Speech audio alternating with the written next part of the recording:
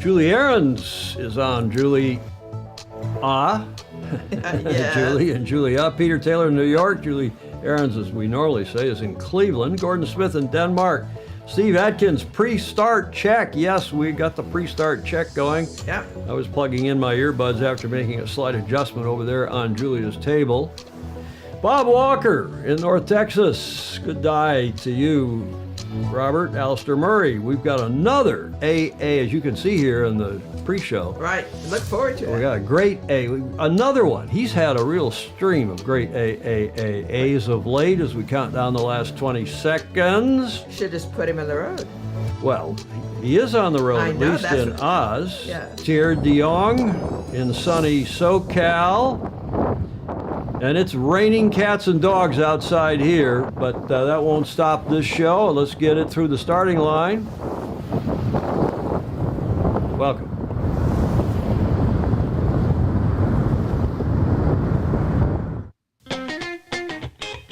Ted Ryan's in Cape Town.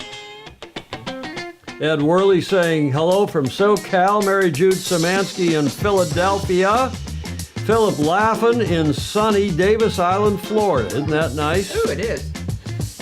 Welcome, everybody. Show number 687. Only 13 more to go to 700, Julia. Yes. We'll figure out something enchanting to do. 700. I think if we just get live on the air, that's... Miracle enough, yeah. Live to talk about it. We are live from Studio B at the Beach Street Yacht Club here in rainy San Francisco. Julia, 1 month to go to what? 1 month from today. I don't know. Spring.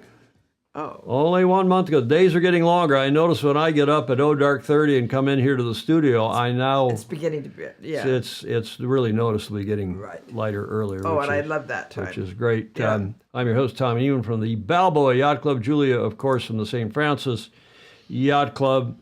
We're delighted to have you all here with us for 687 for Woo. Tuesday, the 20th of Feb, 2024. Julia, Sir. do you know what flag that is? Oh. What country is that for our opening segment here? The House of the Rising Sun. It's not Southern Yacht Club in New Orleans. That was a good guess, though. That was pretty good. Another guess? The Olympic country code is ANT. Marine Images saying Bahamas. No. And, Gordon Smith. Ding, ding, ding. Gordon Smith's got it. Oh, Antigua. Antigua. And it's now a joint island, couple islands. It's Antigua and Barbuda, which is, of course, the home, that country, but Antigua in particular, is the RORC's Caribbean 600, which took off yesterday.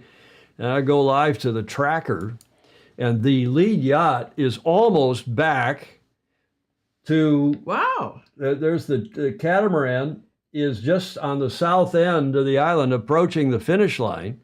They've already done their loop. See that orangish cat there? Yeah. And they're almost back to in a day. It's been a record, I don't know if a record, but it's been a super fast race in this beautiful place. Wow. Look at it's just Yeah, gorgeous. It is. That's English Harbor in Aruba. In Antigua, and I haven't been there. I've only passed through the airport, but as you said here in the pre-show, we've got to get there sometime, some way. The 15th edition of the RORC's Caribbean 600 started yesterday, the 19th. 64 boats took to the start. I would call them yachts. Took to the start in Antigua for the RORC's nonstop 600 nautical mile race around 11 Caribbean islands. The Rourke Caribbean 600 is truly an international affair this is the 15th edition, with over 500 sailors taking part from 26 different countries. First warning signal sounded at Fort Charlotte for an epic, yes. people love that word, I know. epic race featuring a highly competitive and varied fleet of IRC offshore boats, Class 40s, and multi-hulls, and of course, RORC has already got a video out. There's been some criticism of this video. Let's see what you think, this being the start video from yesterday's race. Ocean 1, White Eagle. White Eagle, Ocean 1, send over. White Eagle. Ready to set the IDM. You have about 70 meters to go to windward, and whilst doing that, extend to maximum distance, please. Shadow 1, White Eagle. White Eagle, send over. Eagle Ocean 1, slow down, you're coming into bearing. You will tell me when to stop.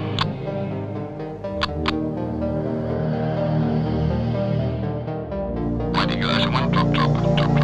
Roger.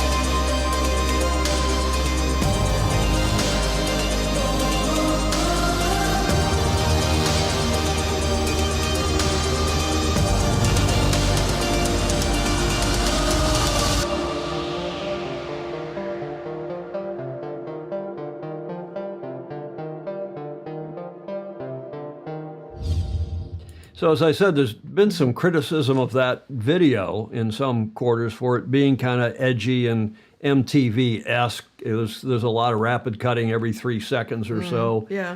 And stutter cuts and so on and so forth. I thought it was okay. Yeah. What did you think? I did too. You approve? Yep. Well, if it meets your test, I then. gotta work. If the 85-year-old, not quite, next month among us, if it's okay for you, it's okay for the rest of us. And I okay, it's the RORC is trying to be young and hip. It has rhythm. And it does have some rhythm. I don't know what the rest of you thought. Starting from the bottom, great video, but the gun touting at the start, it was a bit strange, Terry DeYoung, that whole bit of the race committee. They're trying to get the race committee in. It gives the race committee a little bit of, not just cred, but it gives them probably a little pat on the back. Ted Ryman says the vid was cool. Fire in the hole, Baton Rouge. Hello, Baton Rouge in Charleston. Yeah. Baton Kennon. It seems okay to me. So most of you are agreeing with Julia, and I guess me, and I think that's fair. Hello, Rick Bannerow. He says, I'm late to the show. Has Julia wagged a finger at Stingray yet? Not yet. Did I miss something? Not that I know of. Okay, good stuff. Yeah, Stingray liked the video. Speaking of Stingray, Joe Holtzman said fantastic. Let's go back to the tracker. And Jason Carroll's Argo is right there. That's the orange boat. I just put it up. This is a live shot. I'll zoom in a bit more. There he is. Get that picture up there somehow. Yeah. The tracker was acting a little weird. I don't know if it's there we go. They set the multi-hull course record in 2022, if you can read that Jason Carroll's Argo. And they are closing in. You can see the finish line. They see the start line, and they're closing in on the finish line off English Harbor there, Charlotte, Charlotte Heads or whatever that's called. So this is barely a day later. They started yesterday at 10 a.m. local, I think, and it's now what time in Atlanta? Atlantic. 1700. Does it say so there? Can you see? Yeah, yeah. Is it 5 o'clock there now? So, Yeah. okay, cool. And if I zoom out, you know, a good bit of the rest of the fleet's at the last turning mark out there, in particular the multi-hulls, but a lot of the other boats still have to go down and around. Remember, they do that triangle around that kind of the last bit of a triangle that goes up. Yeah. See that up at the top? So when they come from the bottom and they go up to the top, go around that buoy again and out to the left there and then back to the finish. I'll show you the course diagram in a sec, but it's been a quick race and some beautiful photos. The marquee classes really are the IRC 0, and this is the Botine 52 Wizard, just after the start with the Karkeek 52 Ran. The owners of those fantastic yachts, Peter and David Askew of the U.S. and Nicholas Zenström from Sweden, respectively. And the other, as I say, marquee classes, the Class 40 division with Richard Palmer's Jangada, the Jangada 40 from Great Britain, skippered by Rupert Holmes. They made a clean start inshore. James McHugh's Tequila and Matthew Jones's Alternative Sailing Constructions du Bellon. Is that how you say that in French, Julia? Of course. France also got away to a flyer. 5 hours into the race, Tequila was the clear leader. We go back and look and see what the overall is right now because they also have had a good, quick race. There is the course. And if we go over here to Cam 4, they're starting here in Antigua, going up and around that buoy we just showed you, then out to Nevis, St. Kitts, up and around Saba, St. Bart, San Martin, past Anguilla, back down, all the way down to Guadalupe, La Santa, and Desirada. Is that how you're the French speaker, Julia? Desirada. And then back up, and for that final loop we were just talking about, out here to Redonda, past Montserrat again, and then there is the finish. I would have liked to have been in the conversation that decided that route. Well, it's this. I think they've used virtually the same route for all 15 editions of the race. It's an annual race. Cool stuff.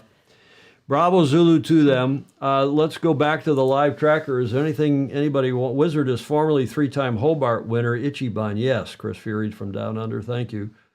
Mark Wharton Reed is in Mexo. What's he in?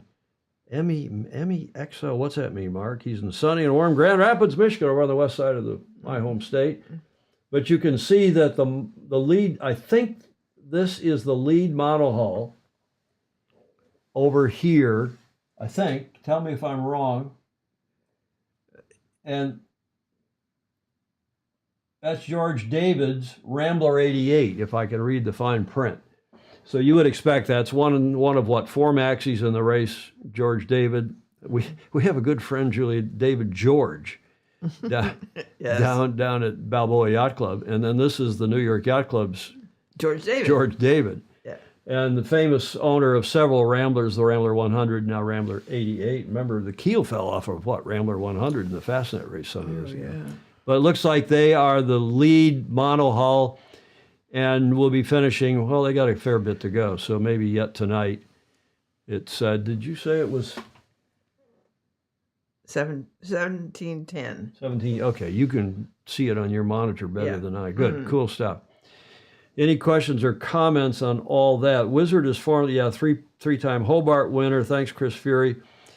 Did the same 5-year-old Antiguan kid who designed the flag also design the course? Yay. Actually, I'm not sure Bill Canfield was right. I saw his comment when we were in the video. Argo's a Mod 70 Trimaran. Thanks, Steve Adkins. Somebody else liked. Mary Jude liked the video very much. Okay, so I would take the Fozy over the editorial page at Sailing Anarchy, who poo-pooed the video badly this morning. Actually, I don't think, Bill, it was a kid. They did have a contest, 600 people, if I remember from reading this morning. 600 people contributed designs to their design contest for the flag when they became independent in tell me when, in the last 20 or 30 years. Yeah. And hooked up with Barbuda. And they've never had an athlete go to the Olympics. I did notice that today. And maybe they will in sailing sometime sooner than later, hopefully. Yeah. But suffice to say, they had a bunch of contributions for that flag, and the flag is nice. You can see the ocean, and you can see hope, and you can see the sun, and the triangles mean something else too, equality or something, equity. But I think it was some famously good designer artist who actually won the contest. I don't think it was a young kid. Not that it matters. No, Let's keep going, shall we? Go ahead, Julia. I couldn't help but flash back because I was at a pre-race, classic race to an earlier version of this in 2019. Excuse me, in 2099. 1999? When? 1899? 1899. Yeah. And the Star Clipper with Harry Anderson and a group. God, that was another era, the late great Commodore Harry Anderson. I know, it was fun. And the Star Clipper, you were cruising, you weren't racing. We were racing. Oh, you were? It was a race? So you were in like the St. Bart's bucket or something. Well, it was the pre-race before this big race. Well, okay. I'll take your word for it. Julia, what are we celebrating today? I really had to scratch around for this one. Yeah, because there was National Love Your Cat and Cuddle and I had to clear out your bookcase day. There was some real, frankly, glutonic. It's a kind of pie. Yes, well done. What kind of a pie is that? And why would I feature it being from Michigan? Mark Reed knows. Clark Chapin knows. What pie is that, Julia? I don't know. Does this help? Oh, a cherry pie. It is a cherry pie, and 20th of Feb is Cherry Pie Day in the USA, particularly in Michigan. No, not blackberry and apple, Ted Ryman. It is cherry pie. Joe Holtzman knows, being a former Michigander, and Michigan is the at least the tart cherry capital of this country. And National Cherry Pie Day is the Feb 20th. With all its fruity, buttery goodness, we have our forks ready. I love cherry pie. Devour this delicious dessert in all its forms, homemade or store-bought. Well, I'm not so sure about store-bought. Everything is better with pie. With this holiday being celebrated only a few days after President's Day, it is believed that this pie flavor was chosen for its significance to George Washington. And what was that, Julia? Because he didn't cut down the cherry tree. The myth that it was a myth. I mean, his biography created the myth, right? About his honesty, saying, I cannot tell a lie. It was I. It was I. That's right. I cannot tell I was a lie. It was I who cut down the cherry tree. Why did he cut down the cherry tree? Damn if I remember. Exactly. I have no idea. Anyway, that's the apparently the genesis of 20th of Feb, right after President's Day, which was yesterday here in the U.S. It varies. It's the whatever Monday of February. They celebrate Lincoln and Washington, both of whom were born in this month. Speaking of the National Cherry Pie Day, what is that, Julia? See if any of the Michiganders know this. He needed a tiller handle. Clayton Emily is saying that's why he chopped down humble pie. No, he chopped down the cherry tree to get a tiller handle. I think that works. Because Michigan, and particularly up in the northwest corner of the Lower Peninsula, and you can always tell a Michigander because we put our hand up, and we say, "How do I do this? I should have rehearsed this." There's the state of Michigan with the thumb. That's proper. And then up here in the little finger, where Traverse City is, and my late great mother was born up there and was the Cherry Queen, Cherry Festival. I don't think she was was the queen, but she was in the court because they have this massive celebration up there, as Clark and Joe and probably others of you in Michigan will know, Mark Reed. National Cherry Festival is the first week of July up in Traverse City. It's a big deal. They have a queen. The queen has her court. And my mother would never admit to this because I think she was afraid to say she'd done something like a beauty. I mean, she was a true beauty. But she also didn't want to admit she'd been in a beauty contest. I think she was in the court representing her hometown of Northport. Yeah. I don't know. We could never get her to sort that out. Did Tom just give us the Michigan finger, Rick Vannerow?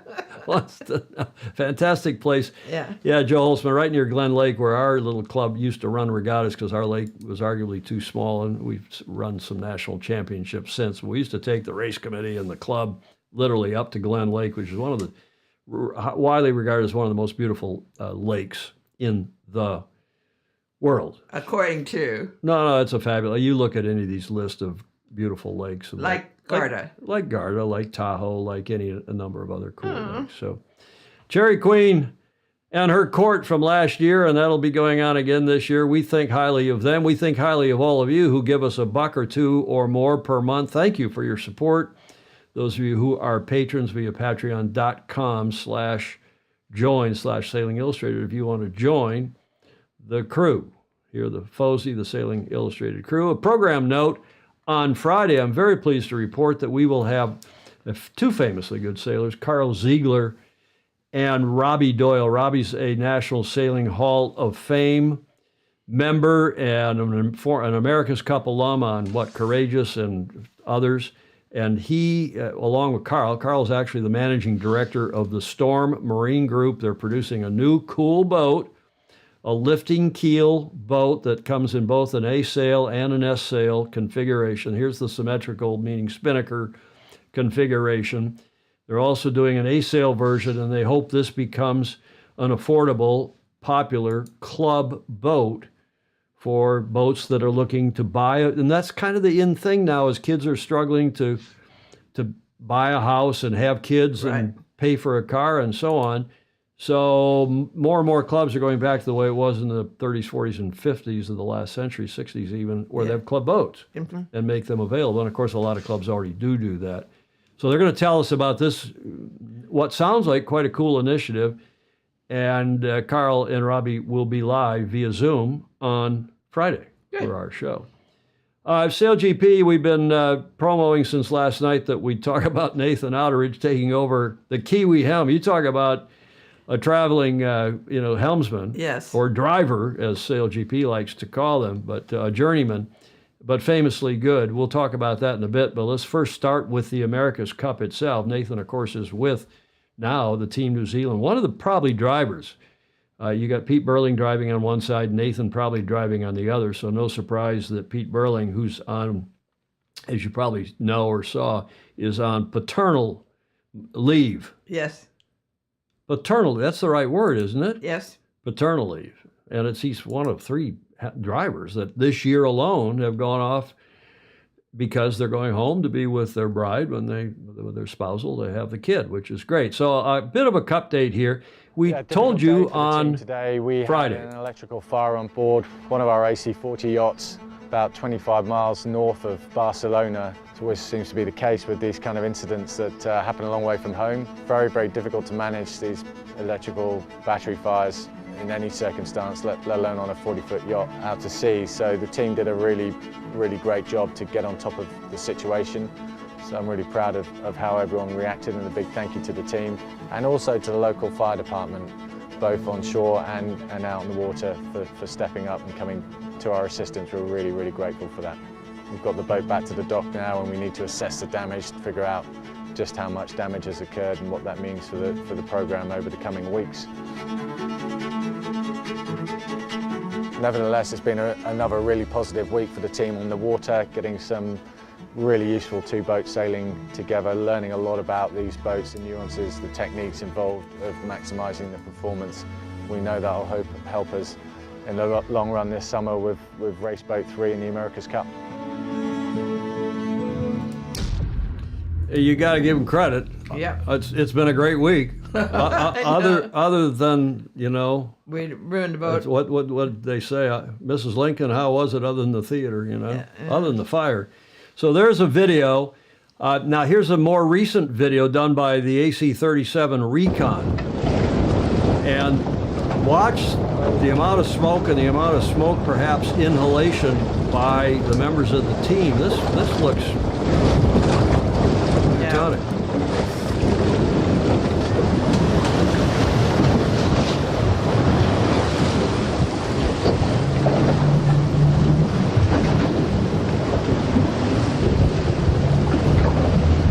Chase 2, can you just remain on standby, please, if we require you?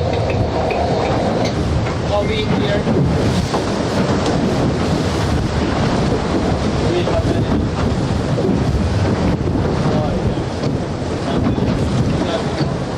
Okay, sit right here, perfect. Just want to make sure these guys are okay.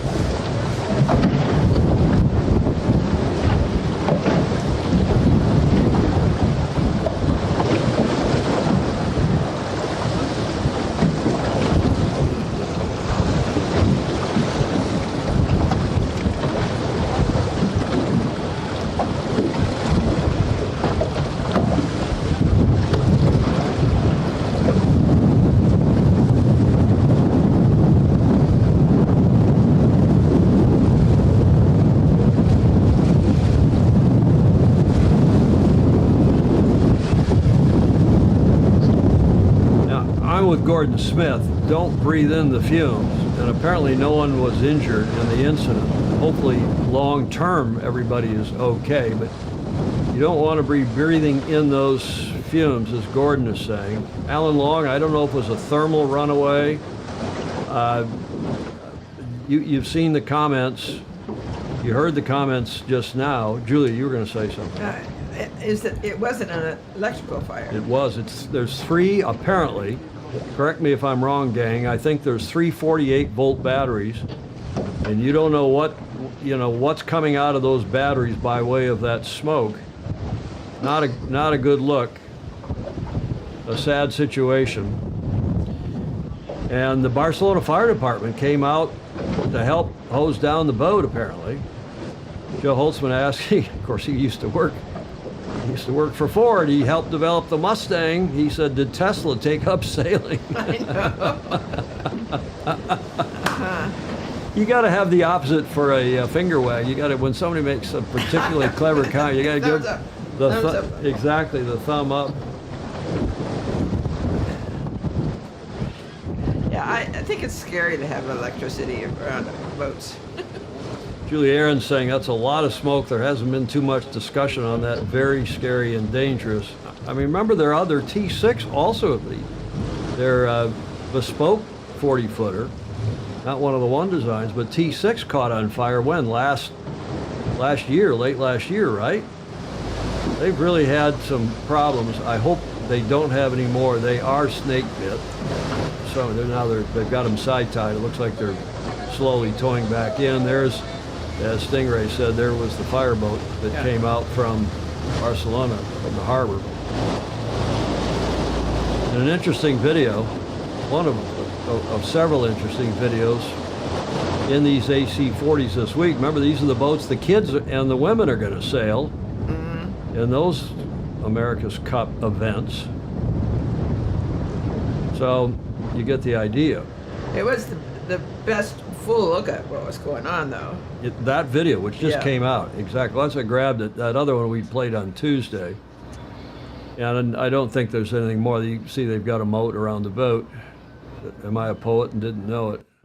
To try to contain anything coming, obviously, out of the hull or over the decks or whatever. The Swiss, Alinghi, Red Bull Racing, also had a bit of an incident. Yeah, I had that on my Facebook. Did you see that, Julia, on my Facebook page? I did. Well, they just did a nosedive, and again, whether it was electrical controls or it was some problem with control of the boat, but here now, not just that photo, which I was on my Facebook page a couple days ago, here now is a video from the recon team in Jeddah. First of all, they had that roll. From Alinghi Red Bull Racing. You're helming on port side of the black boat, what you call the AC42. It was a pretty short day, intense conditions. Tell us how the day went. Yes, we went out. The wind picked up really quickly. We had from 18 to 23 knots of breeze, which was not the issue. The issue became the sea state that built really quickly, and we had to call it off. What was the original plan? The original plan was to do in-house racing, so We were supposed to do 3 races today, and unfortunately 41 capsized, so we couldn't go through the program, but it would have been marginal, and I don't think we would have been able to achieve the full planning today. Yeah, as you said, it was a pretty spectacular nosedive. We got a great photo, unfortunately not a video. Do you think it was worth going out in the end? Yes, of course it was, because every team is doing the America's Cup to find the limit, and we have to push as hard as possible to find the limit. Today the limit wasn't the wind, was the waves, but I think it's definitely worth trying and give it a go. And we could sail a little bit with 42, so we'll still have a lot of learning today, and we're really happy about that. Was that as close to Formula One on the water as you've ever experienced? Okay, now why do they follow up with such a stupid question? I don't know who that was. Sounds American even. I hope it's probably one of my friends, so I apologize if I've insulted your questioning. But geez, does that Formula One on the water? I mean, excuse me, Julia? In any event, you saw that. Here's the video. Do you think that will be an issue on the AC-75? I think on the big boat, it's in the wave we had today, we would have been able to sail for sure. And yeah, the small boat is a bit like you have less margin, so now it's a little bit. But he's right. You know, you got to push the boats to the limit. You got to check things. You got to try out things, and you know the Kiwis are just going from strength to strength, training down under at the end of their summer. Yeah. They're down in New Zealand. We're going to see from Terry Hutchinson in a minute. They are doing massive testing, very thoughtful, thorough testing, and I think you'll see that that Luna Rossa Prada Pirelli down in Cagliari are also making real strides. I don't have anything from them today, but you know, my early season favorite or preseason favorite, Alinghi, is looking a bit. You know, they're struggling, at least in the AC40s. We'll see how their new boat, when it comes out. I guess their boat comes out next month, in April. Next month, the month after next, as do a couple of the others. So I don't remember this video being all that interesting, just more recon video, but you can see it's bumpy. They are training in Jeddah, by the way. They're still in Jeddah. Are they? Yes. Seen enough? Yep. You make the call. Have another. You're the coordinating producer. Shout in my ear. Yes. Get off that shot and go to the next slide. Let's have a more interesting Go to the shot. next slide. There we go. So we go to T. Hutch. And Terry is I think, doing really cool work. And I don't say that just because he's a good friend, but I like what they're doing with these monthly reports. And this is update number 10 for February. And have a look.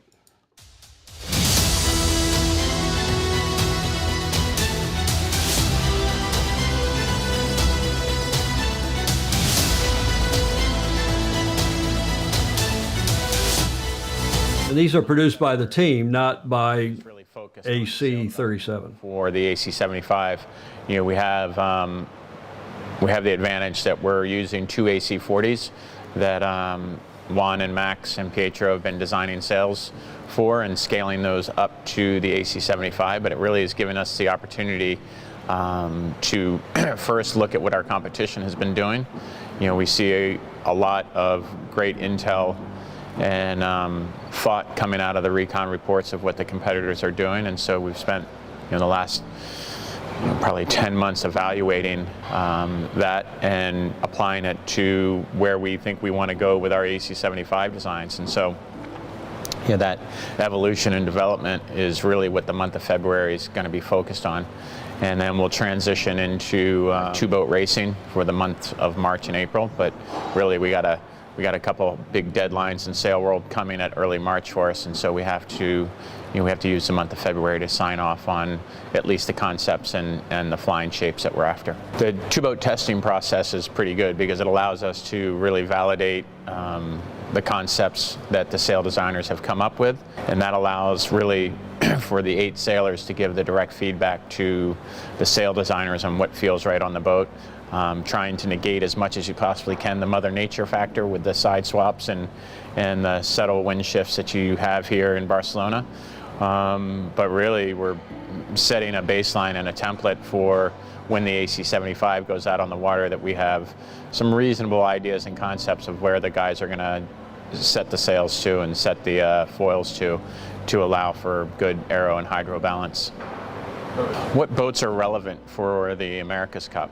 Well, the America's Cup is in a foiling monohull, and so I think you would follow that trajectory down, be it a Moth or a Wasp, which is a single-handed foiling monohull, but you could also grow it out to the GC32 or to the GP50 that they use on the SailGP, because they're foiling boats.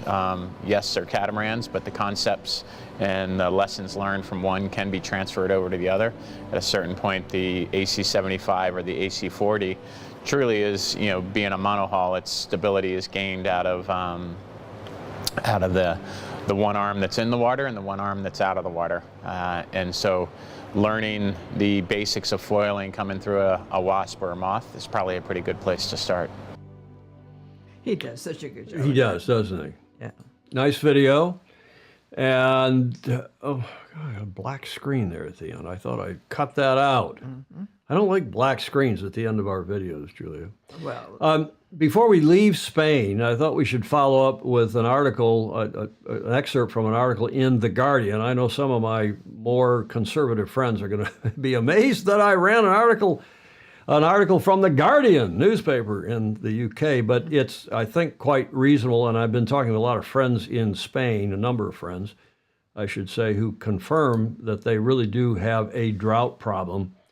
This is a shot of the dry riverbed of the Ter up in northern Catalonia, and that is the way, particularly southern Spain, but a lot of Spain looks, and it's become a huge problem, particularly in Catalonia and in Barcelona.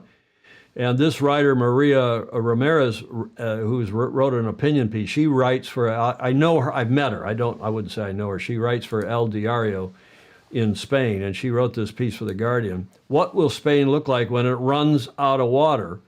Barcelona is giving us a glimpse. And you probably saw in the news, Julia, that these farmers have had these tractor protests in, tell me where, Germany and the Netherlands, and I'm not sure Belgium, I'm not sure where else, Brussels. And they're now also protesting in Spain because they've run out of water.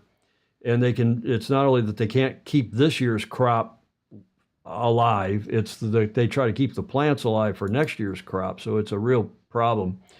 And the text of the article about the Catalan farmers protesting in Barcelona this week and beyond, angry farmers, worried tourism workers, and unprepared politicians. Catalonia is on the front line of a drought-stricken future. Yeah, this is California, though, I think on steroids, Steve Adkins, as far as, and we're getting all the rain here, as I said at the top of the show. It's pouring. Yeah. So here's a couple, paragraphs excerpted from this article.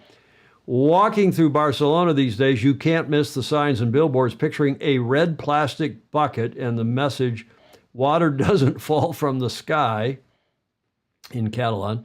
The ads are part of a campaign to get people to save water. Since the beginning of Feb, Barcelona and 200 other towns in Catalonia, which of course is a state there on the eastern side of Spain, have been in an official drought emergency. That means more than 6 million people in the region live with restrictions. Daily water usage per inhabitant is limited. We know about that here in California. Parks are unwatered, fountains are dry, and showers at swimming pools and beaches are closed. God forbid. Farmers can't irrigate most of their crops and must have, in one half, their water usage for livestock or face fines.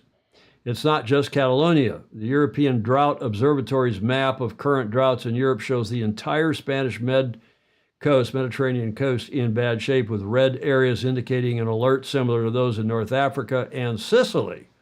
Catalonia may be going through the worst drought on record for the area, but the southern region of Andalusia has faced continuous drought since 2016 already. Last year, Spain's droughts ranked among the 10 most costly climate disasters in the world, according to The Guardian. and according to a report by Christian Aid. Europe, they say, is warming at twice the rate of other continents. I'd like to see their data.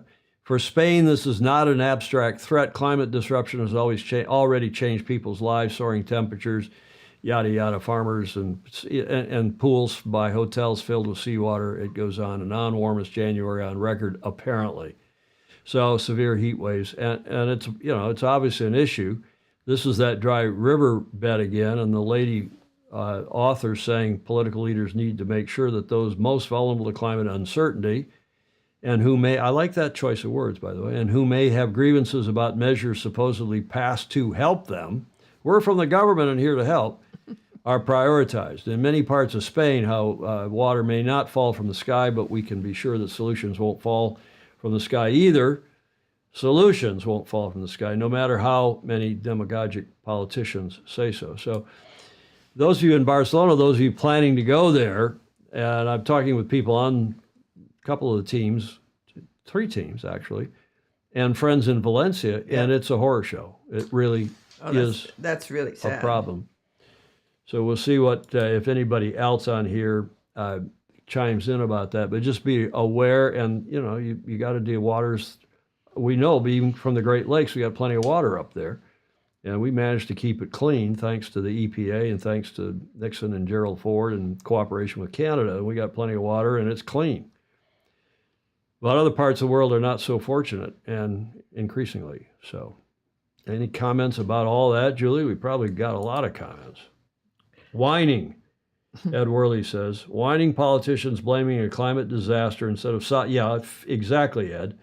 People have got to solve the problem. The Guardian is the best paper written in the English language, Julie Aaron says. Most balanced as well as best journalist. It is what we should all aspire to. Sorry to end with preposition. It's to which we should all aspire, Julie. Something that rarely happens in that paper. And Gordon Smith, I knew you would appreciate me going to that paper and quoting that article, which is thanks to Stingray, who sent me the link this morning. Mm-hmm. Any other comments? But plenty of snow in the Rocky Mountains, Joe Holtzman says, of course, lives in Estes, Colorado, where it is snowing, particularly this time of year. I go from the Guardian to a strategically placed, I have to move these segments around in the show so they make sense. So I thought some of you would appreciate that I put this day in history right after that article out of the Guardian. Now, this is from the 21st. It's the 21st down under, and when I can't find something interesting on the 20th, I go to the next day because I know half of our audience are already on their 21st, Australia, New Zealand, and so on. Julia, there's your clue. What happened on this day, the 21st of Feb?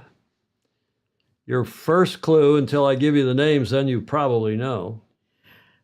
The date, though, is when gold was discovered. No.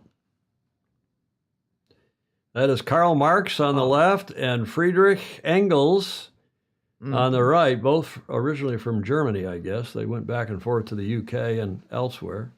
Mm-hmm. And on this day in 1848, Marx, with Engels, published the Communist Manifesto in Brussels, describing how in the class struggle the workers could seize power from the elites, like Julia has done here. She has seized power here at Sailing Illustrated. Oh, right.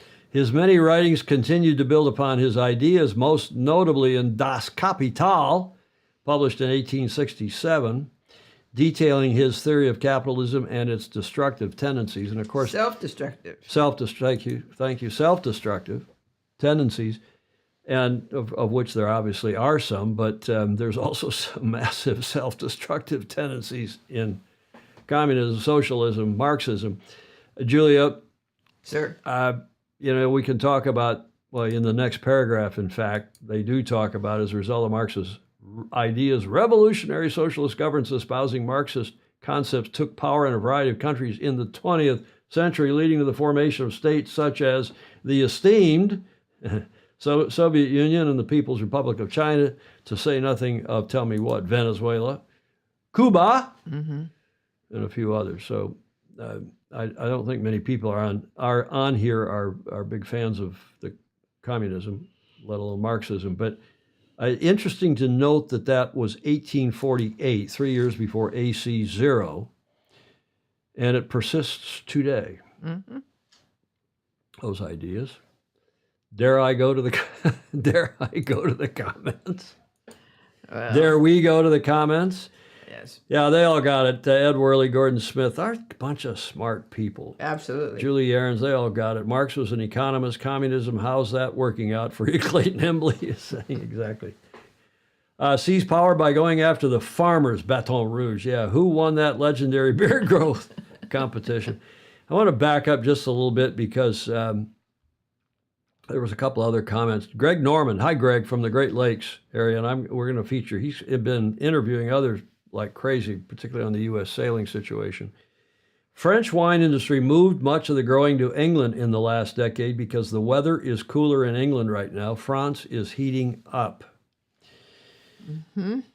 And yeah, you know, we do have to take care of the climate. We do have to take care of Mother Earth for sure. But whether we can really do anything about it, Julia, given about the climate, I don't think climate, given the huge, great, big picture, not just the pumping carbon, which we obviously have done since about the start of the America's Cup ACs. And now the scientists are saying, please, let's not get rid of our carbon. We need it for. Well, that's true. The carbon does a lot of good stuff. Yeah.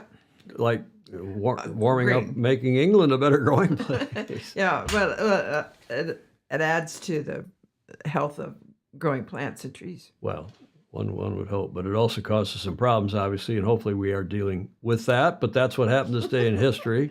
What's so funny? Greg, Gordon Smith says, no, Greg Norman says, Carl's brother Groucho was a real hit. He's a funny dude. I sat that interview with him on his YouTube channel, Yeah. Great Lakes Sailing. Yeah. Is that what it's called? Great Lakes Sailing YouTube channel. I commend it to you all. Go have a look. And Greg's been, as I said, interviewing others as well. So that's what happened on this day in history, the 21st of Feb, 3 years and change before the 3.5 years, I guess, before the AC 0, that first epic race around the Isle of Wight. For the oldest trophy, what is now the oldest trophy in international sport and the pinnacle of our beloved sport. Shall we check in, Julia, on our favorite offshore sailor these days? Oh, yes. And always, yes. Cole Brower, who we've been following since she did pass the Corn, Cape Horn as Kayard calls it, the Corn, in the Global Solo Challenge. Cole, of course, from Booth Bay, Maine. She was just off that Cape. I've already forgotten the name, Cape Sao something, Saint something, off of the east coast of South America. That was Friday. That was a screen grab of Friday's tracker. And you can see the leader up there at the top, who the finish line is in A Coruña in Spain, up the northwest corner of Spain. And this is how they have progressed since. She's now quite a bit further north. She has gone 143 miles just in the last 24 hours, you see on that little chart. And that is where they are as of a couple, 3 hours this morning. Mm. And as always, she has submitted, Julia, a fabulous video. Oh, good. About being stuck in the Sargasso Sea. Uh-huh. Have a look. Good morning, everyone. So, last night was kind of an interesting night. I didn't get a ridiculous amount of sleep. Went into a reef, then shook out the reef, and went back into the reef.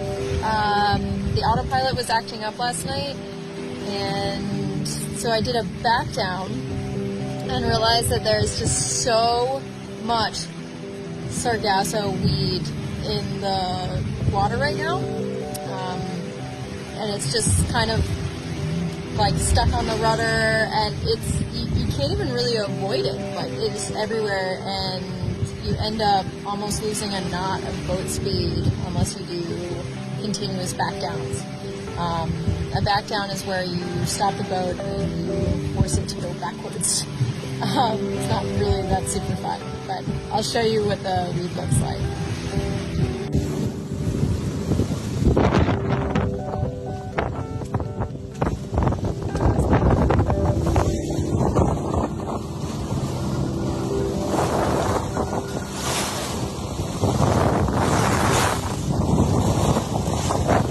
But yeah, we'll see. I'll keep you guys posted on how it goes with the weed today and everything, and see. All right, have a good day, guys. Oh, she's wonderful. She is vivacious. She's smart. She's obviously a good sailor, and we love following her trip on her final leg, if you want to call it that, from the Cape up to the finish line. She's getting comments on Instagram. By the way, you can go to her Instagram and see all of her videos. She does one almost every day. Thank you for your informative updates and helping us non-sail. I love that she's getting such a group of non-sailors following her, helping us non-sailors understand some of the daily challenges you face on this journey. I'm gobsmacked by your courage, skill, and resourcefulness, and the joy you bring to each day. Just incredible. Safe journey, dear Cole. And one other I grabbed from the dozens and dozens that have been posted since Friday. Keep showing us how to shatter obstacles. Love it. You demonstrate how everything is figure-outable. That's a great Julia, word. There's a new word for us. I like that. I like that word. Figure-outable. Yep. That goes right up there with Croutonic. Yeah. Figure-outable. So nice to see on deck. See on deck more in a t-shirt and your tan. Well, she's approaching the equator. You look tired but refreshed and wonderful. Enjoy. There is the latest screen grab of the leaderboard, I guess you would call that. Mm-hmm. And she is still in second place behind Mowgli, Philippe Delamare. And Philippe's closing in. He's only 623 miles to the finish. He's expected to finish on the 20th, which is today. I don't know that he's going to quite make it, but on the 20th of Feb was what this chart said 2, 3, 4 hours ago. He's going 7 knots, so that's 100 hours. So yeah. 500 hours anyway. I don't see how he's going to finish today, but. Sorry, that's the last update. I beg your pardon. Estimated finish is on the 24th. Yeah. Let's go back to the chart so maybe I can read it too. So, yeah, that makes a lot more sense. Her estimated finish is now on the 6th. She slipped a couple days because she's slowing down. But the 6th of March, and she's comfortably in second place, 4,700, so 2,000 miles ahead of the third place Vento di Sardegna and Andrea Mura from Italia. Yeah, I just love them saying, oh, there's only 2,000 miles to go.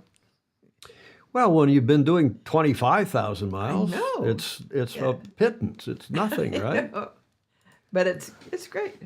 Bravo Zulu to her and to the entire fleet for that matter. Good stuff. Mm-hmm. Okay, it's about time we have John's report, don't you? We're an hour, what time is it? We're 53 minutes into the show here. And usually we put John's report up further, but we've been updating on old news, on previous news from last Friday's show. So we now have John, who's been adrift in Athens. This is his report, Coach's Corner, Super Fozy John Emmett, who's at the ILCA Senior Europeans in Greece, in Athens. And here's his report for today. Hi, Tom, Julia, and all the Fozy. Hope you can hear me. I'm a big believer in proper preparation, and as such, I'm always keen to do things sooner rather than later. And that goes very much for Sailing Illustrated, which is why it's sometimes not recorded the day of the show, regardless of the time difference. So my plan always is to try and record around the golden hour with those gorgeous skin tones and all the rest of it. But actually, recently I've been on the water during the golden hour.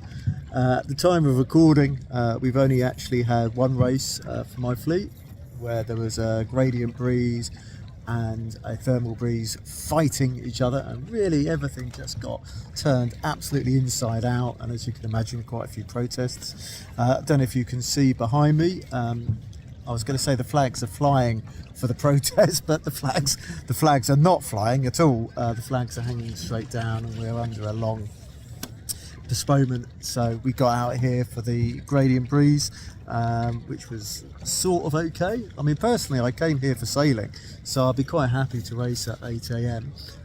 Rather than these long days flapping around on the water. But the situation now, we're waiting for the thermal breeze to come in. I mean, the water's cold, it's 15 degrees, but let's face it, it's not actually that warm even in southern Greece. I think today will probably be, this week will probably be a good time to be in Fuerteventura, Lanzarote, Gran Canaria, those European venues which are further south, especially given what an important event this is for some people, where you've got, 5 top countries trying to get 2 spots. We've seen it, Cyprus, Israel, Romania. It must be a pretty nervous time for them. For me, it's a regatta, but it's just a regatta. For them, it's possibly a life-changing experience, and the last chance regatta really is their last chance. So hoping to get that done and dusted. I mean, of course, we're a very weather-dependent sport, and that's an important thing to remember. And that, for me, is probably what makes it so much fun. The fact that every day is a different day, every day is a learning day, and 20-30 years or so I'm still learning or reinforcing what's important and when it's important. So that's one thing. I mean, I see the USA have got their trials, and it's very hard to judge from afar, but when I look, the conditions I see from the photographs really don't look like what you would expect in the summer of Marseille, July, August. So hopefully the right person will win and get the ticket and all the rest of it. And hopefully, the race teams will do the best they can with what they've got. Because, this week here in Athens, it's a good example of when I probably wouldn't want to be a PRO. It's very easy to criticise. I mean, nobody remembers what you did right most of the time. They remember the days you got it wrong, and today I was expecting a long day on the water, but you have to get out and do that. In fact, it's funny, I've been going through the tax returns and booking flights and things while I'm on the water. But I hope we have a little bit more to come, but in the interest of doing things sooner rather than later, I thought I'd record this now. Because the way we're going, I could even be on the water when the when the show starts. No, I'm only joking. It's dark here, probably 6:30, so hottest part of the day. This is what we're hoping for. A few waves coming. Not sure how obvious that will be on the camera. Oh, that was exciting. Biggest excitement so far. Hottest part of the day. That's when you expect that thermal effect. If I was the race officer, I think we'll consider getting the competitors up early at some point, but again, it's always easy to make that decision when it's actually not your call, and I'm quite happy just to be a coach, and it helps me, these regattas, to think very much about the sailor mentality. So I'm not going to be joining you live on the show, but comments always very welcome, and if I have time when I get back, I'll just add a little bit more to this.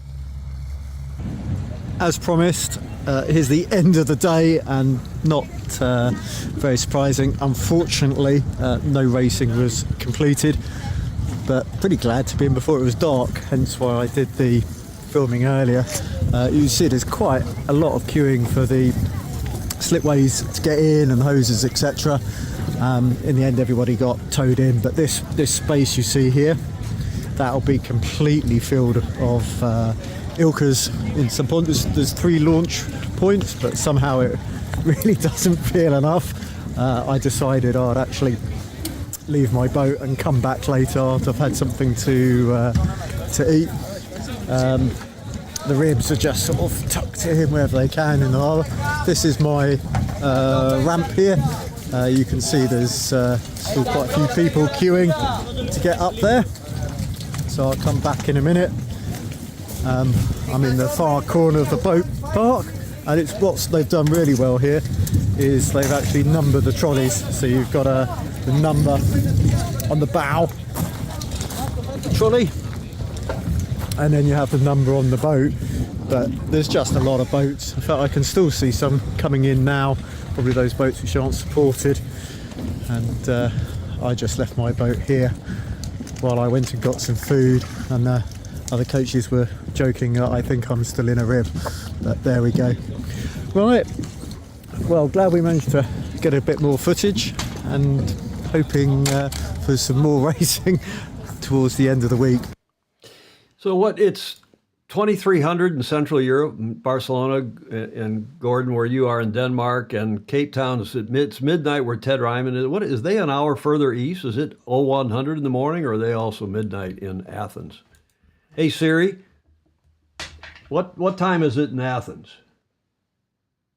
It's midnight in Athens. Yeah, it's midnight. Okay, I hope I didn't set off all your phones like we did the last time we did that, Julia. I know. Yeah, John, you thought maybe I was kidding when I put that lower third in, saying he was doing his taxes and booking flights. That's what he sent me a note even before I saw his video, say, hey, I'm sitting out here. I don't know whether to do a video or not. I think it's interesting. Mm-hmm. We know what goes on at regattas. And I like the comment from somebody saying, was it Andrew Dolly DeVol? Somebody saying, we've never seen a video from John while he is sailing. And maybe we can get him to do a GoPro or something and actually do a camera or maybe he sticks it under his gooseneck on the mast or something and shoots himself and does a quick video for us sometime. Julia, what would you think of that? Something new and exciting. I'm always in favor of that. Like his reports normally are. We appreciate very much John Emmett. John Emmett Sailing, get to the front of the fleet. Does our coach's corner. And really an Olympic focus for each of our shows. Much appreciated, John Emmett. And the USA's ILCA trials are going on in Miami as we speak. And we'll cover that on Friday. I think they end on Friday, maybe Saturday, but they end the end of this week, and we'll, of course, cover that. That whole series of hurry up and wait gets to me. Well, we're all used to it, right? You've done that before, Julia. No, I haven't. You haven't? Mm-mm. You turn the engine on. No, You're a cruiser, admit it. I've never sailed in little boats. Well, I'm talking about in big boats, though. If you run out of breeze, when you're out cruising, you turn the engine on. Yeah. I think we should do an AAAA. We'll stick on the Olympics for just a little longer because Alistair has two of his buddies who are two of the most famous Olympians, at least Australian down under, but also worldwide in the last 20 years anyway. Have a look at a fabulous video from Alistair, the Alistair's Awesome Aussie Anecdote for today. I guess he's in Melbourne. I'm not sure where he is. G'day, Tom, Julia, and all the Fosey. I'm Sailing Illustrated. This is AAAA. That's Alistair's Awesome Aussie Anecdote. And I do something regular, introducing some great people to the Sailing Illustrated audience. It's a real pleasure for me today to introduce you to a couple of legends of the sport. Sailing royalty, I'd like to think of it. On my immediate right is Malcolm Page. And Malcolm Page is, I think, known to all of you. He's a dual Olympic gold medalist, was the flag bearer for Australia in the Olympics in 2012, which was a great honour. And I think 7 world championships that you've won. In the 470. In the 470? Yeah.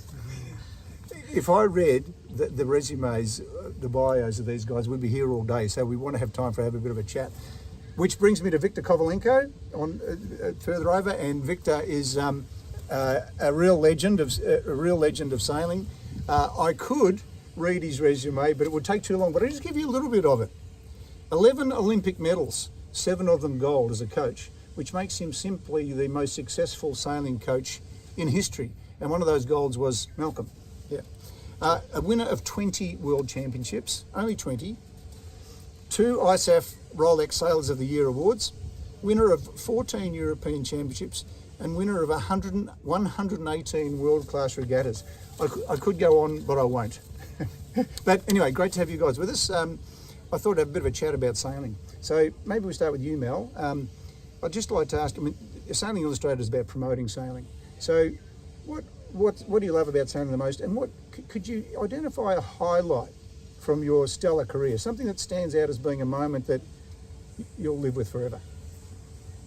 Many of you might already know that I came from a non-sailing family, so what I loved about the sport when I fell into it because of my older brother was the freedom, being able to go out, push off from the dock or push off from the beach, to me is the best feeling in the world, and having that freedom. And I guess when it comes to sport too, less rules, less control, less policing around it, and just being, you're in control of it. And that's what I really love about the sport.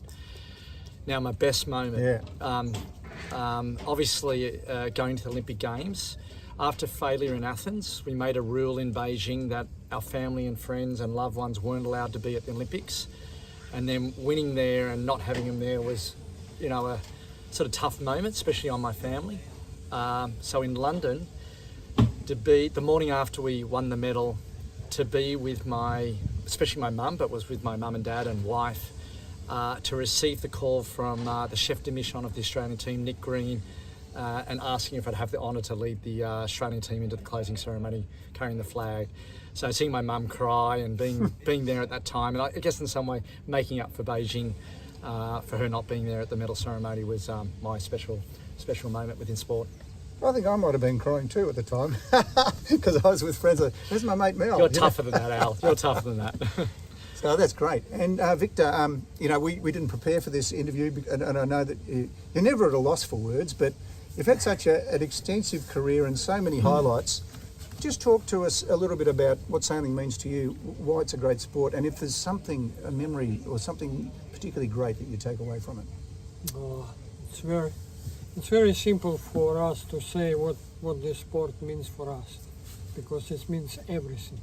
It's always in our hearts, in our souls, in our heads, and the community of sailors in the world, they are so great. If you can see, for example, someone sitting on the plane or at the airport with North Sails logo, you can say, are you a sailor? Yes. And you shake the hands and you are friends already, and with some of them you are friends forever, and that's what united us, what made us. And all of this started from very small moments in our lives. When we were coming to the club, close to the water, the smell of water and whisper of water on the boat, and sails, the speed without any noise.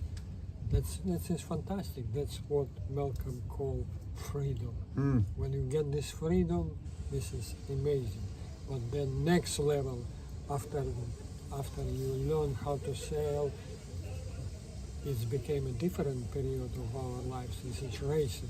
Because all sailors, all of us, we are so competitive, and we start racing even before start sailing. And then when we learn to sail, definitely who is faster, who is smarter, who is, and then a lot of stories in the club, and a lot of karate. yes, like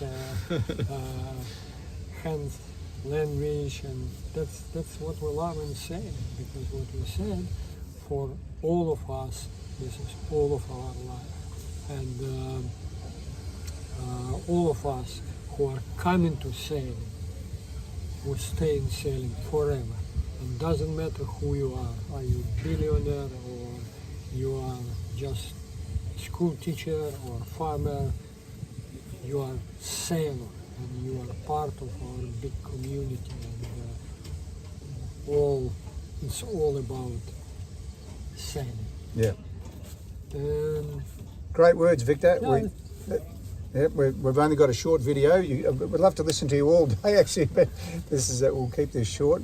Great words about the magic of sailing. And I remember you actually saying once that after watching, it was Mel and Matt, I think, sailing together, you witnessed perfection. After it was a particular coaching day, and he watched you guys in action and said, I've seen perfection. I remember you saying that to me. Which you told me. So Mel, you just did with US Sailing, and they've obviously been in the news a lot lately. Don't give us a political statement. Of course, it's very sad. It's very sad, USA is obviously a great Olympic sailing nation, and they're going through a rough trot at the moment. Yeah. And for me, I really feel for the sailors, for the athletes. Amazing potential there in that country, and I hope they'll be back soon. Let's wish them all the best. Yeah, of course. And just finally, because it's a quick chat, Victor, your nickname is the Medal Maker. right? Because you obviously made so many of them. Perhaps you could tell the listeners of Sailing Illustrated how you got the nickname, the Medal Maker. You remember this, you know the answer. Of course I know the answer, that's why I asked the question. Easy question, yes. It's happened because of Alistair. He produced a special poster, Ronston poster, with all bestsellers in the world, and occasionally I got on the poster and with signage underneath, Viktor Kovalenko Medal Maker. And that's happened, it's interesting, it's happened here in Melbourne, but probably you've forgotten that this happened exactly 30 years ago. 30 years ago, wow, yeah. 1994, yeah. And it was here in Melbourne in January during... Yes, and exactly. that was interesting moment, and we have to celebrate this one. That's great. And it was great honor for me to be on that poster, but at the same time, you put a lot of pressure on me to confirm every time, every regatta, every competition, to confirm that I deserve this title. That's great. You changed my life, Alistair. Thank you very much. I don't think so, but look, that's all we got time for. I know that the viewers of Sailing Illustrated, they call them the FOSI, Friends of Sailing Illustrated, will enjoy this. They'll love this little chat we've had.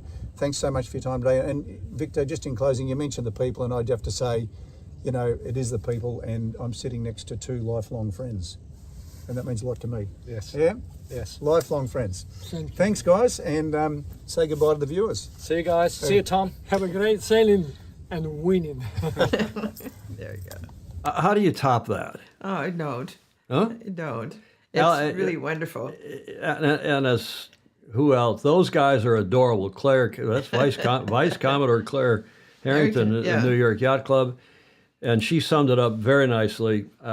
Great guest, Ted Ryman, saying another excellent Alistair's awesome Aussie anecdote as usual. Yes. Thanks, Alistair. And Stingray saying he's awesome. But the Medal Maker, I didn't watch. I didn't have time to watch the entire video.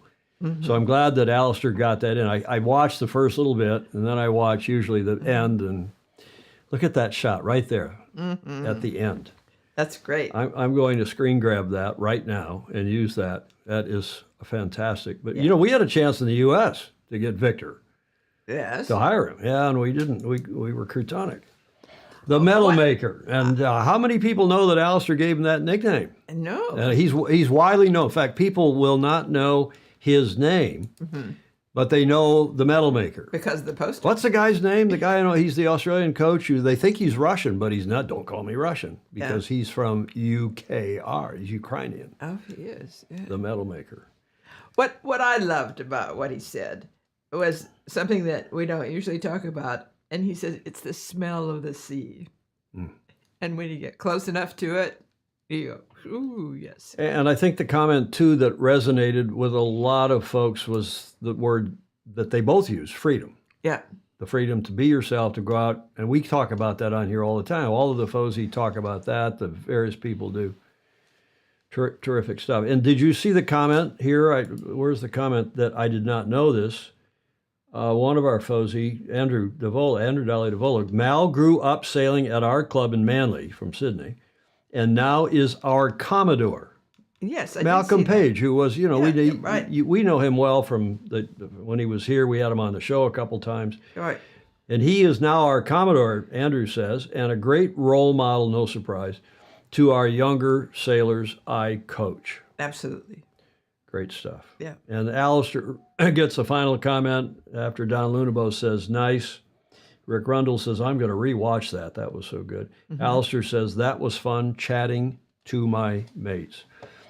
Alistair, you're a beauty, as the Aussies would say, and the Kiwis. Yep. Fantastic stuff. No, it was wonderful. Much appreciated. Alistair Murray's awesome Aussie anecdote with the Royal Naval Band playing him out.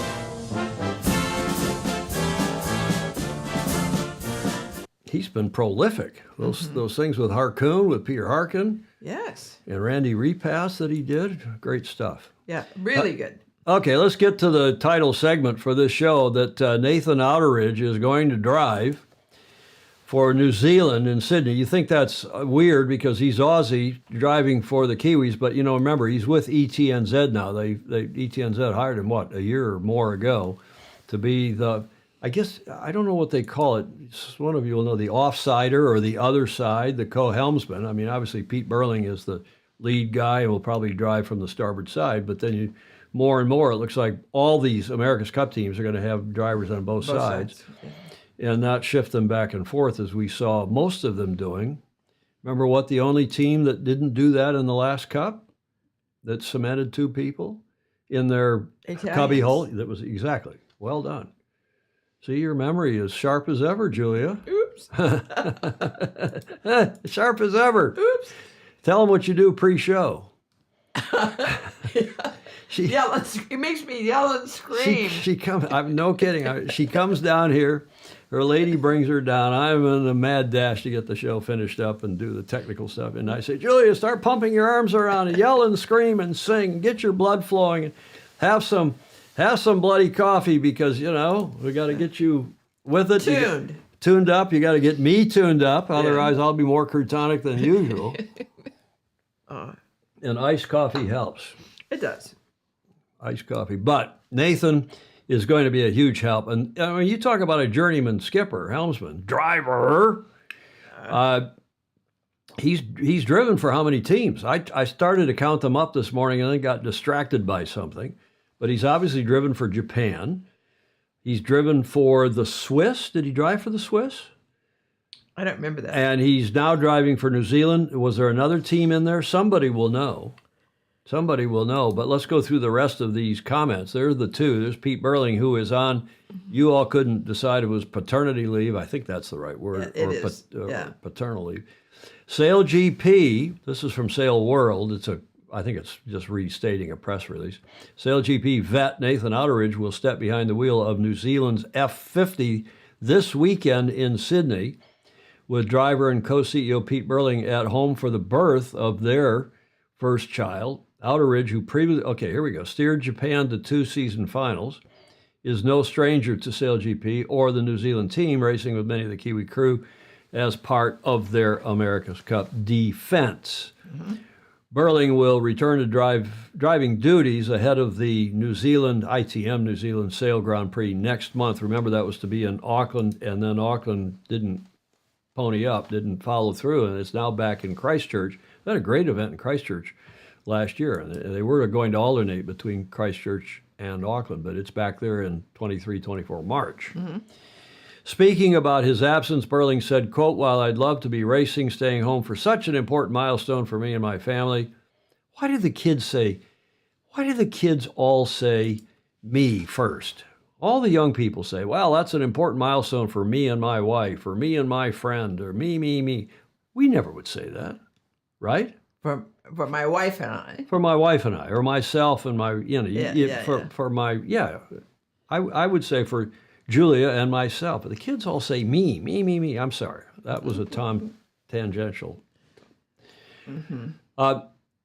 We'll see. Maura Stevens remind us that Nathan sailed for the Danes. The Danes. He also drive for the Danes. Good. Thank you, Maura. Thank you, Stingray. Yeah. Okay. Good. I love Nathan. Julie Aarons. She loves all these guys. She's worse than you, Julie. Nobody could be worse than she got a fond spot in her heart. Yeah. So in any event, he said, for me and my family, it's an obvious decision, an important milestone. We'll be supporting the team from across the Tasman this weekend, and we can't wait to get back out there in front of our fans, friends, and family. That's a good quote, whoever wrote that for him. Next month in Christchurch. And then he carries on. He says, we're incredibly fortunate to have someone of Nate's caliber able to join us. He's one of the best, and we know he'll slot right in. That's my boy. And he's married to a Kiwi as well. Yeah. Another good friend and daughter of a good friend. Burling is now the third SailGP driver to miss an event this season due to paternal. See, they use paternal leave, not paternity leave. Right. Jimmy Spithill stepped in for Aussie driver Tom Slingsby in Dubai, while Outteridge also received a call to drive for Denmark. Thank you. last month in Abu Dhabi. Several of you remember that he drove for Denmark. Outteridge maintains a regular advisory role with the Swiss SailGP team, often competing as co-driver alongside Sebastian Sehested in Season 3. In fact, I had to be careful to find some shots of him that didn't have Swiss branding on his uni. One last comment here. New Zealand enters the KPMG. That's the sponsor of this weekend's event, Australia Sail Grand Prix, second overall after back-to-back event wins, remember, in Dubai and Abu Dhabi. They're the kings of the desert.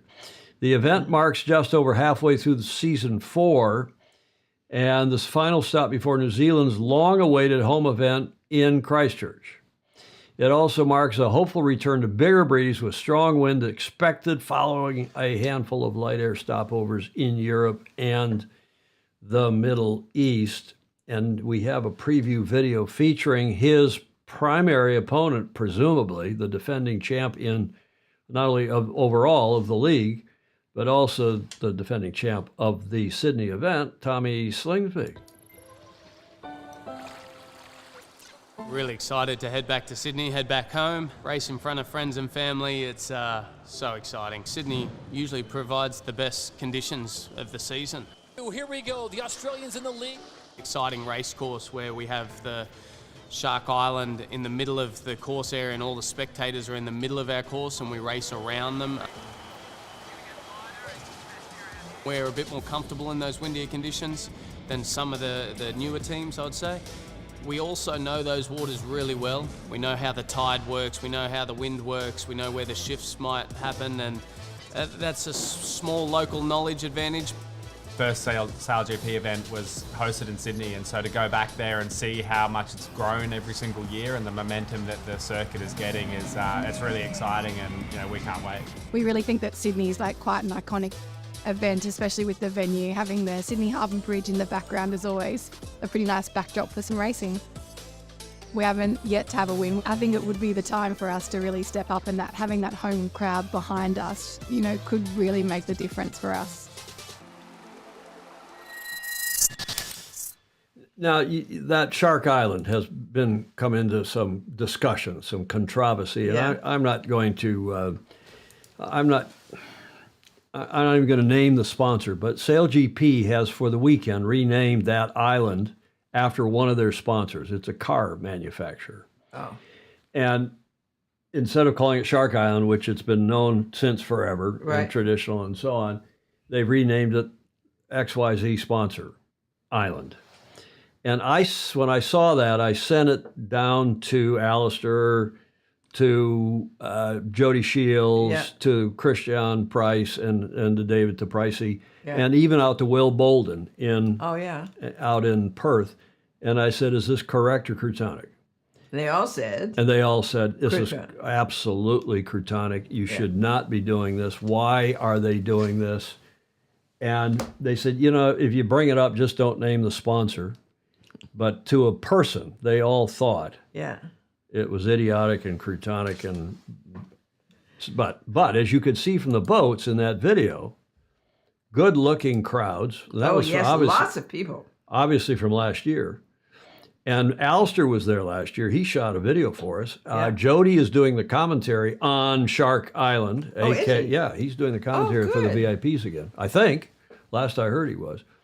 So I don't know if any of you have comments about all that, but by the way, that event is Friday, Saturday for us. It's Saturday, Sunday in New Zealand, in Australia, but it'll be our Friday, Saturday, and during the show. Now I think we'll be off the air Friday before that gets going, but I'll have a look. I haven't actually had time to look at the timing of that. Boats arrived. Andrew Dali Devola is saying boats arrived late, so no training till Friday. Their Friday, which is our Thursday.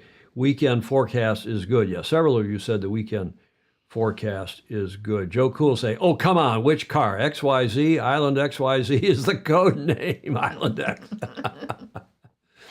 Well, I don't know what the genesis, Joe Cool. Get it, Julia? The genesis of your comment is, Joe Cool, but I'll leave it at that. SailGP coming up this weekend, our Friday, Saturday, down under your Saturday, Sunday.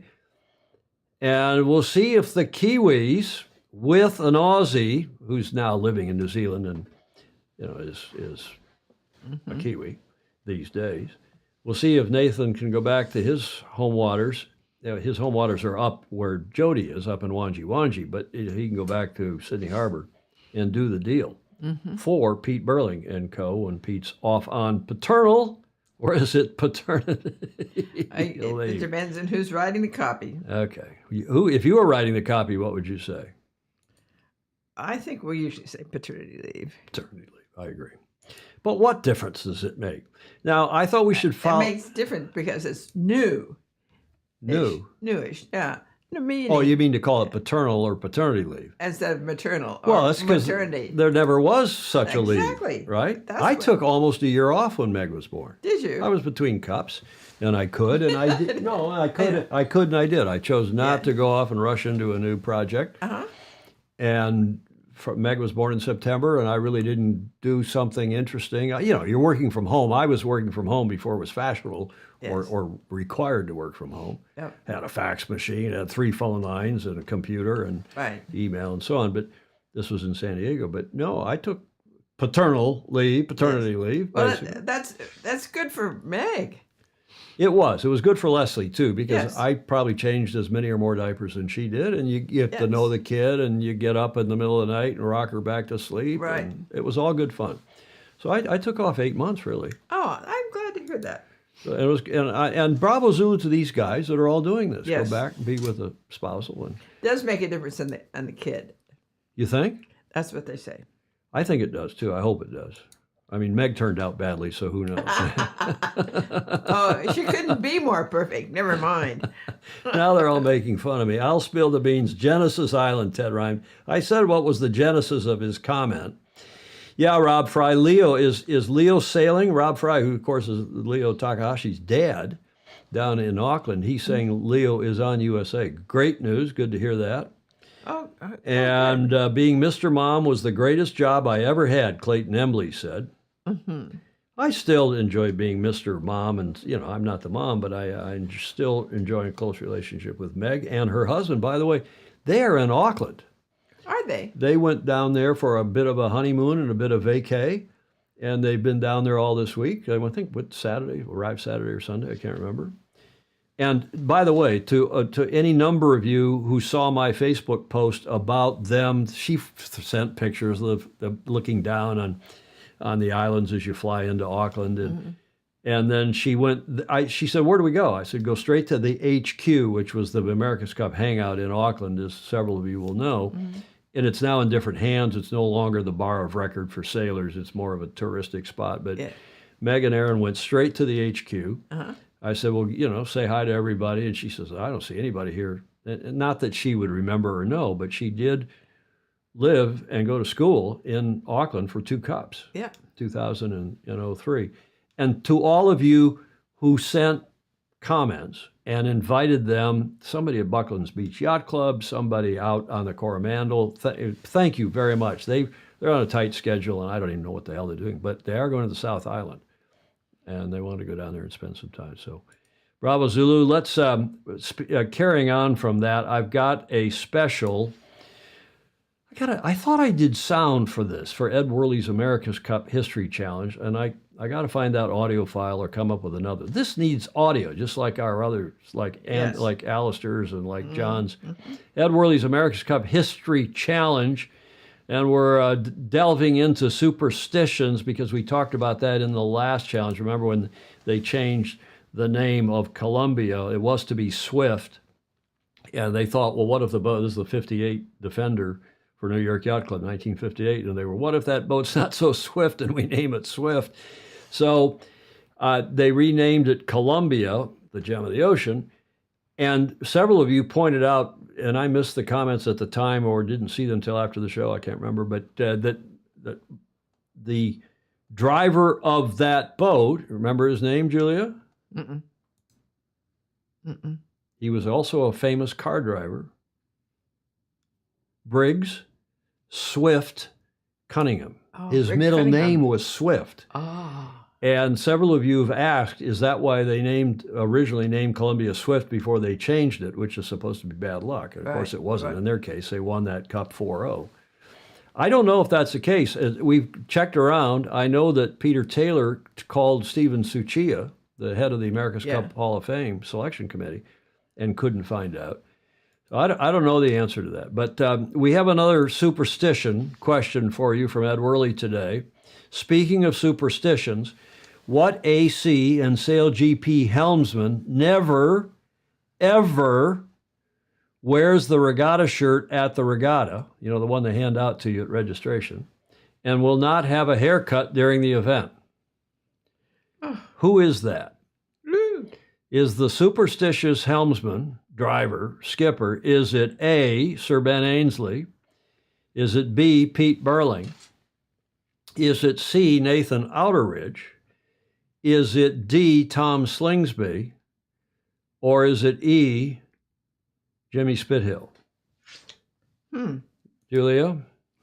Well, I certainly don't First know. choice to you. Wild guess. Slingsby. Julie Ahrens says Nathan. Bing Bong says all of them if they're smart. It's just bad luck. That's Bill Sangmeister. Gordon Smith says E. Baton Rouge says A. Ray Wolf agrees you, says Spithill. Jay Rendell says I don't wear them during the event either. Bing Bong says C probably. And you know why Bing Bong says, not that he knows, but you know why he's saying that? Because he knows that this segment, this show, has been about, guess who? Nathan Outteridge. Ah, yes. So that's the answer. And there he is in his Swiss. I told you I had to be careful not to get too much Swiss branding. There he is driving the Swiss boat. And Bing Bong and Julie Ahrens got it right. Bing Bong being Will Sangmeister. Nathan Outteridge, seen here helming for the Swiss SailGP team, who will sub for New Zealand's Pete Burling this weekend in Sydney. He is the superstitious one, but it sounds like a lot of others of you are as well. Rob Fry, no, not Slingsby. Philip Laffin, no, not A. Who was A? That was Ben Ainslie. I know because Julie said it first. Bing Bong said it. You trust Julie. That was a very, very diplomatic, polite thing to say, William Sangmeister. I'm proud of you. Bill Sangmeister has a shirt that has a coarse word or two on it, the F-bomb, and he's talking about F-bomb, the America's Cup boats, I think is what that shirt said. And he wanted me to put it here in correct or Curtonic. And I said, sorry, the F-bomb is too, Julie would give us a finger wag and more. F-bomb, I said, well, tape it over or put it on and smile and tape it over, do something. But he's not done that yet. Maybe we'll then, because we know how a lot of you feel. I also know how you feel about this, and that is the America's Cup History Challenge. This trivia segment prepared by Ed Worley is much appreciated, and we're going to have music for that, Ed, next time. I guarantee it, which gets us to the last leg. And I don't have a last leg video. We're an hour and 30 minutes into this show, so let's go right to Whiskey Tango Foxtrot, Julia. And, you know, we've gone several shows in a row without an alcohol one, and maybe we keep that up. Maybe we're no longer the drinking show of the Sailing Habit. This came from Clark Chapin saying, that isn't what prove you're not a robot means, Bob. Stand up and show them you've got, I guess, genitalia or a hairy chest or both. I don't know what that means. Clark Chapin, who is a bloody smart, nerdy, fun guy, he sent that one in. This next one, I have never heard of Uncle Luff had a tack in his foot, so he didn't have a clue he had a leech on his head. A, I've never heard of that. No. B, I couldn't, Julia, could you remember that? Yeah, probably. Uncle Luff had a tack in his foot. In his foot, so he didn't have a clue he had a leech on his head. I mean, just tell me, the head of the sail's the head. That makes sense. Yeah. The tack is in front because, you know, your tack. Clue is you're following behind and you don't have a clue. Okay, I kind of get that. And the luff, because the sail luffs along the leading edge, and we call that luffing, and that's why we call it the luff, I guess. And the leech trails. It's trailing on, it's stuck on the back end, and it's a leech. And of course, the foot is the foot. That seems easy to me. I don't need that. Mm-hmm. What do you call that? A mnemonic? Yeah, okay. Huh? Yeah. I didn't go to Stanford. What do you call that? I don't know. I wouldn't. A mnemonic, right? What do you all think? Sing it as a song for kids. If it were done that way, I would remember it. A, B, C, D, E, F, G, H, I. J, K, L, M, N, O. I got one more. That came from Ivan Grekov in Bulgaria. Thank you, Ivan, who often watches and every now and then submits one. Mm-hmm. I think it's Crutonic. I don't know how the rest of you feel. I don't know what language, if this is Chinese. And obviously it's somebody putting out a pile of medals, and then if you want, it's probably one of these meme generators where you can add that wording in there. And Rick Banner maybe produced this meme, or he saw it. Me, if spending money on my boat were a sport. Should be were a sport. Mm-hmm. The grammarians, the frustrated grammarian that I am, and the right. official grammarian, Julia, that you are. No, Rick Banner sent that in. Thank you, Rick. Thank you very much. Which does well and truly, probably thankfully, get us to the finish line. And over to you, Julia. Yes.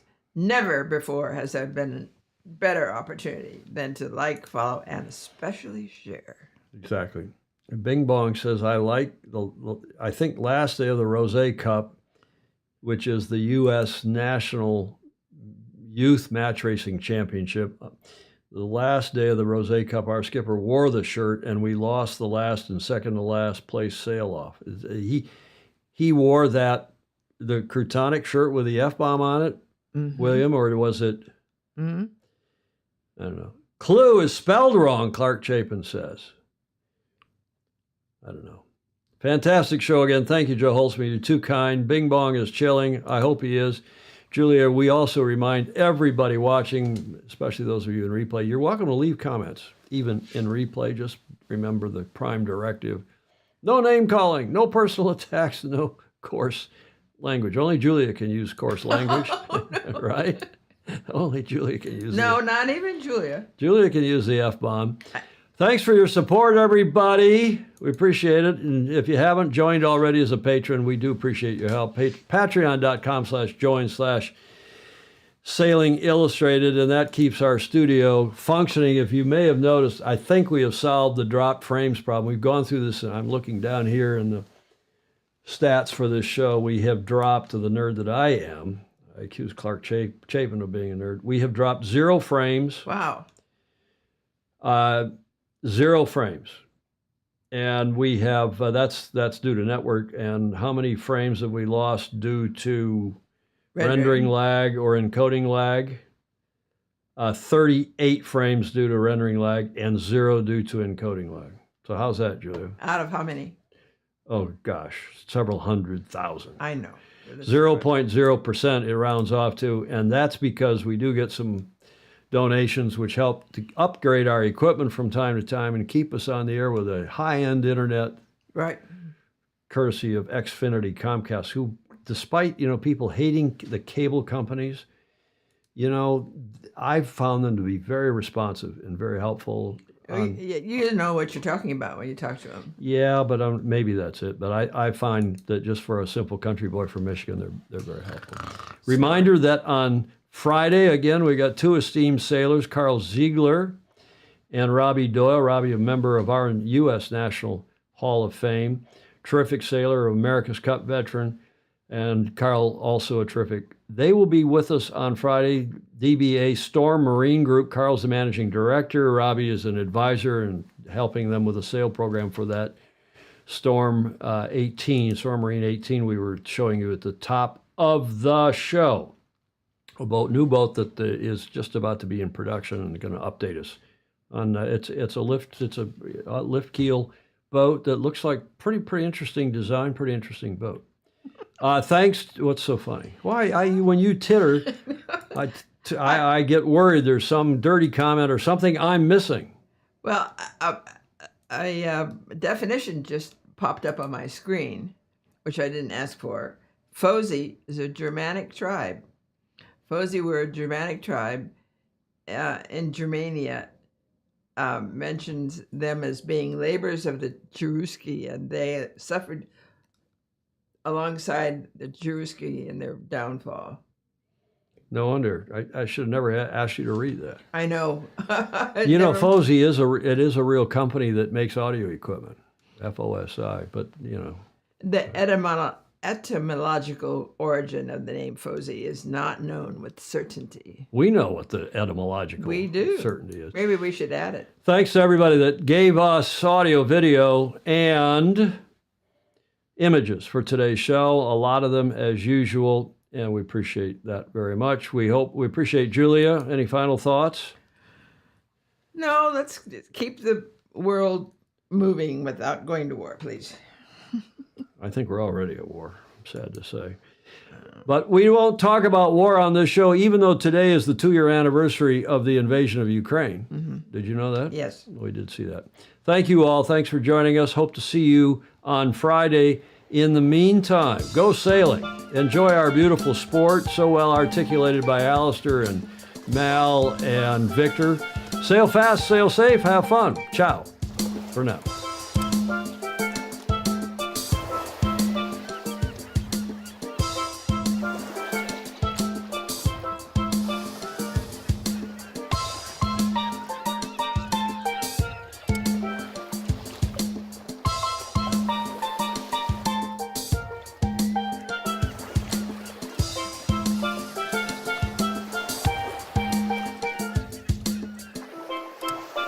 Julia, they're disappointed in you. Actually, they're disappointed in Stingray for not a single finger I was wag. going to say, did I really miss one? You missed one. I don't know that you missed one. Bye, everybody. Mm-hmm.